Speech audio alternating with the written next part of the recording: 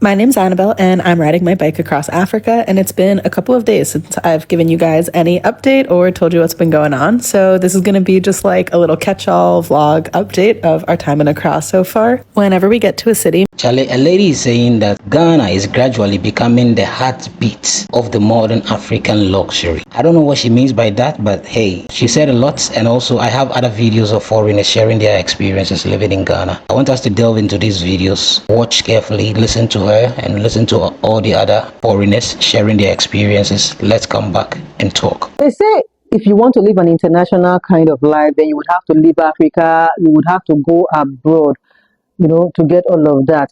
But I want to tell you something. If you come to Ghana, you're going to see that that is not always the case. It is not always true, because international right here isn't always about, where you live. Rather, it's about how you get to, live your life. Ghana is, quietly becoming the heartbeat of the modern African luxury. If you go to places like East Legon, you are going to see a lot of young entrepreneurs that are talking dreams, they are talking their visions over smoothies, over cocktails. Now, if you go to the gated estates in Airport Hills, you are going to see homes that can compete with, homes in places like London and, the co. Now, let's go to the soft life that is gradually sweeping through Accra. Now, this soft life is blending African pride with global taste. Ghana is actually redefining what it means to live well on your own soil. There is something powerful about watching people create comfort and class without them having to leave their home. Now, the vibe here is not just about money. It is about identity. It is about a generation that wants to enjoy what the world has to offer. But at the same time, they still want to stay rooted in Africa. They still want to stay rooted in Ghana, in Nigeria, or whichever African country the case might be. Now, I know that the cost of living in Ghana can be high, because we're talking about the power, we're talking about water. Now, all of those things, they still exist. But beneath all of this, Ghana is slowly building a new kind of international experience, one that doesn't necessarily have to copy what the West has to offer, but rather it's redefining what luxury can be through the African eyes. You get what I'm saying? Now, on the other hand, you're going to see expats mixing with the locals at rooftop lounges. You're going to see a lot of young Ghanaians that are starting out their brands, their restaurants, their creative studios. Now, all of this, they blend the local culture with global energy. You're going to see a lot of Ghanaians that are working remotely for companies abroad. You get what I am saying? Now, this is a lifestyle that actually connects tradition with modern ambition. Now, for many of us that have come from countries like Nigeria, US, UK, Ghana offers us something rare, which is peace, community, and the freedom to build without us losing ourselves, without us losing our own identity. So, guys, what exactly do you think? Is Ghana really offering all of this? Is Ghana becoming that fast, what's the word I'm going to use? That African country that is, more like what the West has to offer. Is it really, really happening here in Ghana? I'd love to hear whatever it is that you think about, Ghana being the next big thing in Africa. Hey y'all, so we're back from Ghana and we're really considering possibly sending our kids to boarding school in Ghana. What is y'all takes on boarding schools? Now, I done seen some crazy stuff at some of the boarding schools online, like just some of the back and forth, conversation about how they basically abuse the kids. But those are local, like government schools. How about the international boarding schools? What has been your experience, if you've had any experience? And would you send your kids to a boarding school? I know in America it's very uncommon. I think there's like 2 boarding schools in Atlanta and they're like extremely expensive. But, the older our kids get, the more we just feel like it's some great skills for them to gain at a young age. It gives them a lot of independence as well as, community, right? So would you send your kids to boarding school in Ghana? I don't know. Let me know in the comments. What should you ship to Ghana if you're moving here? So I'm Nini. I've been living in Ghana for almost 3 years, and I've done several shipments over the course of those years, and before then to Ghana. And I used to ship everything, as they say, everything in the kitchen sink. But I've learned that you really don't need to ship everything. But here's the things that I do recommend you ship. Ship any good furniture. Good furniture is hard to find here. So if you have really good dressers, bed frames, even mirrors, bring that stuff. That is good. I have furniture that I've had for over 20 years, and I absolutely brung it, and it's still doing very well here. So bring very high quality furniture. Also, any like special seasonings or foods that have long shelf lives, bring it here. If you're somebody who really is into brands, especially for like your toiletries, and seasonings, like I said, foods that have really long shelf life, you can go ahead and bring them here because they may be available here, but they're going to be really expensive. So those are my 3 suggestions. Bring over really high quality furniture, any specialty foods that you really like to have long shelf lives, and any toiletries, your lotions, your soaps, things like that. Because although they have them here, they're usually marked up 3, sometimes 5 times the price that we would pay in the States. 3 surprising fun facts about when you go to Ghana, baby. Number 1, they don't got allergy. There is no peanut, nut, seafood allergy. In America, kid in the schools got a nut allergy, got a seafood allergy. It is so common. Even egg allergy. All I can think of is it has to do with the food. Number 2, you really do not see people wearing eyeglasses, and I also don't really be seeing people wear sunglasses, even though it's hot as Satan, but the sun is not burning up your eye. Number 3, these doctors are on call, baby. You can call the doctor, their actual cell phone. They're going to pick up the phone. How can I help you? And they will answer your question. But in America, the doctor to call you back, it might take days. I know that this number is right around the corner, and I would love to make it happen for you. Okay. So can somebody tell me why? I was just in Accra Mall in a restaurant. I was sitting waiting for my food. I'm like sitting at like a decent table. It's got like 6 chairs or whatever, but there's another whole table that's like the same size, 6 chairs. It's completely empty. I'm just sitting there waiting for my food, right? I'm just sitting there waiting. There's a guy that walks up to me with his wife, and he just like, I'm sitting down. He walks up to where I'm sitting and just like motions over. Even at this point, I don't understand what he was trying to get me to do, because he just walks like to where I'm sitting down, and I look at him and I'm like, hello? And he's just like motioning like, and I look behind me and I'm like, what, you want me to sit, like you want me to move chairs? And he's just like, and I'm like, bro, first of all, you can't walk around.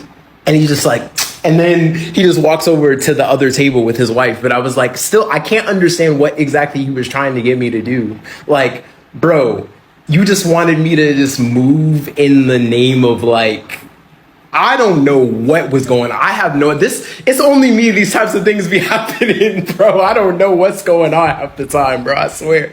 Like the adventures of sensible folks. I need to find somewhere to shishi. Yes, I need to find somewhere to shishi. Charlie Claudine, see, I've added something to your heart.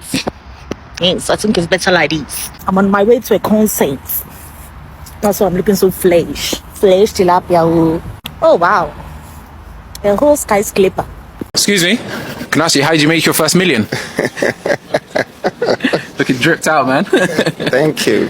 What do you do? Real estate. And then what's the most money you've made in real estate? I wouldn't want to disclose it, but I would say that it's a lucrative business. Yeah. If there is any advice I can give to people, put your money in assets. Sometimes it's better than the bank. Where's the best location someone could invest? If you want to invest in industrial, I would say that Africa has the most critical minerals, petrochemicals, and all of that to invest in the industrial sector. If you want to invest in hotels, the best place is in Europe because they have high tourism. If you want to invest in low-income housing, then it's Africa. You got one quote that you live by? Hey, just be like Freedom Jacob Caesar. He's a distinctive character. I think that everybody wants to be rich, everybody wants to be successful. But first of all, you need to see how you can add value to people, to society. And by that, you'll be significantly recognized.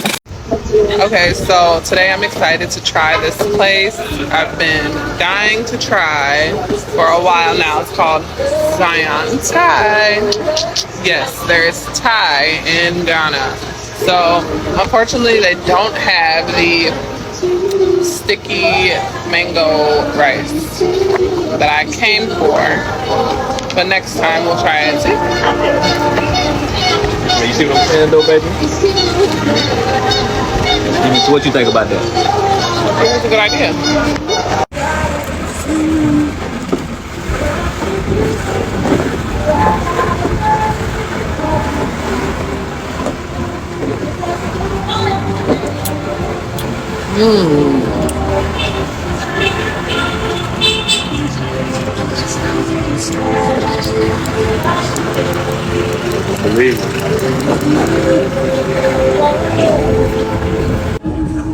Are you finished or are you done? Welcome to the one of my 10 days in Ghana series. I'll be showing you everything I got up to, all the Ghanaian food I tried, and how I explored Ghana in just 10 days. If you'd like to see Accra through my lens, make sure you stay tuned till day 10. I started the one with coconut water because I genuinely love that drink, and they don't sell it like this in my country. Then I had to cover my locks in the bonnet because I had some house chores to get to. Anyway, let's get this day started. Day 1 in Ghana.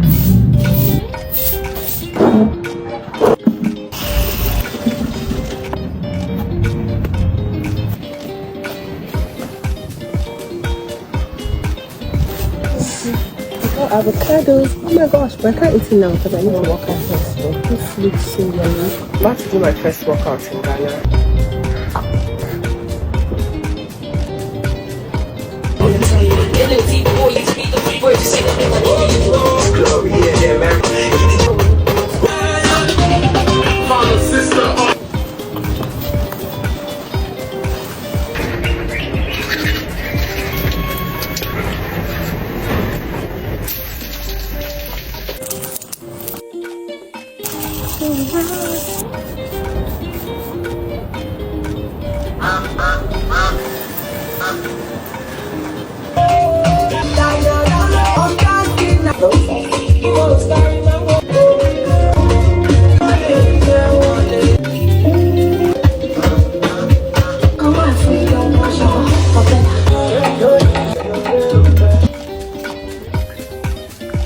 My leg, like a sophisticated lady.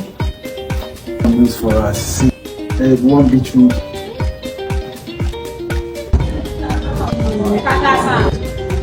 I just got this now. I'm about to taste the almighty Ghana jollof. Genuinely want to know what it tastes like. So let me taste it and I'll give my feedback. For some reason this tastes better. Maybe I've had too much bad Nigerian jollof. This tastes very different and it tastes better to me. I need to eat it again, sharp, to decide, but I like what I'm tasting so far. And it's basmati rice, long grains. This tastes really good. I decided to take an evening walk because I had spent most of my day eating, and I also got some oranges to help with digestion. I couldn't wait, so I just started eating them on the road. I ended the night by trying out Kili Wili because I've heard so much about it, and there's no way I'll see plantain and not buy. If you watch till this point, thank you so much for watching, and see you in day 2. Bye. If there's anything that'll make me relocate to Ghana, it's the food. Hi guys, this is day 3 in Ghana and we're about to go have wache, the almighty wache. I'm so excited to try it. We stepped out to get wache, but the real ones know there's always pre-breakfast before the actual breakfast, so we got this snack to hold belly. It's kind of like Nigeria's puff puff, but honestly this one tasted way better. Since 2016 when Ron Town said, I hope say she sabi cook wache, I've been seeing wache in my dreams, so you can imagine how happy I was to finally taste it. Oh my gosh. Because this looks not so nice. So I'm about to have wache. This is my genuine first reaction. Is there a special way I'm supposed to eat it? Why you not add Gary for my own? Mix it with it. Gosh, I really like this. This is so nice. That's pepper. It's peppery. You chop with your hand, it's sweet past spoon. May I chop my hand? Now that you see how they eat it, and the Ghanaians food they make them. It's nasty. Ghanaians are not stingy with their resources when it comes to cooking. They cook and taste food very well. Nigerians! You go to Mama Put now. The kind of food they sell there. Everything I've tasted so far, from chenkel to Pelewele to watching. Nigerians need to taste Ghanaian food. This is really nice. I'm with you, my love, with you, everything is well, I love they make my heart to do yori. Nobody can love you the way I do. I'm with you, my love. Now all these fake people they say, I don't know if I fix my brain, but they can't stop me from loving you. I'm with you, my love.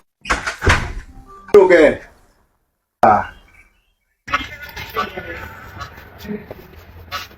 Now who's that girl? Who's that girl? What's poppin'? Bad girl, there's no stopping. What's coming? Feeling the energy.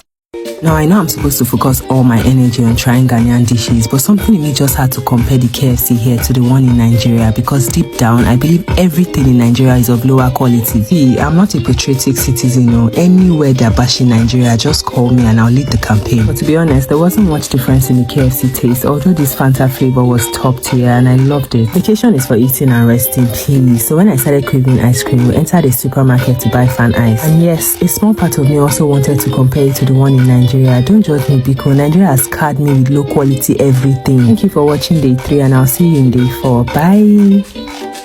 An average Nigerian will travel to Ghana and go and pay ridiculous amount of electricity fee without complaining. You will go to UK and pay the most ridiculous amounts of electricity fee. You will even make video about it and say, since for the past 2 days, I have been experiencing steady power supply. But you cannot tell us how much you are paying per unit. You will go to other countries and pay ridiculous amounts for social or basic amenities. But when you come to your own country and they ask you to pay half, even quarter of that amount to get the same service, you complain. Charlie, I was just sitting in the car and I was like, Charlie, it be hot today. Like the weather there, like 35, 34 of that. Then I'm like, wait, let me step out. I put my leg for outside. I said, shit, what thing be this? So right here, I checked the degrees. 30 degrees. 30 degrees. It is 11:57. How do you explain that to me? Midnight, 30 degrees. What? Ghana, they're not a joke for here. Honestly, when you listen to her, everything that she said clearly makes sense a lot. And anyone who has actually traveled to Ghana, let's say 5 years ago, when they come back, they see some changes, they see some differences in the development and also the people living here. That's why when you walk through Accra, it's easy for you to see many foreigners trooping into the country, opening businesses, just living their lives and living their respective countries and making that bold decision to stay and work in Ghana. So it's actually something beautiful that we have been seeing, and it's actually part of how Ghana or Accra is gradually growing to become that heartbeat that she's talking about. And also the lady that is talking about Ghana boarding schools or the government schools, they abuse the kids. No, I understand where she's coming from. You know, when it comes to recently, we've seen assistant headmaster doing the do with an SHS student. Even a teacher came out and it was like they should give them self-control allowance. Like a whole lot of things are going on. I also understand on the side of these teachers, they are supposed to know better and know that these are kids. They are not even 18 yet, but they still keep on going into relationships with them, having sexual intercourse with them and all that, which is totally wrong, you know. But this is what we see. But I also understand she trying to look for a private school. That's also not bad. I think it's a step in the right direction just to make sure her kid is safe and all that. So hey, we have international schools here in Ghana, so you can look for one of these international schools and send your kid to such schools. I think that's cool. Thank you so much for watching.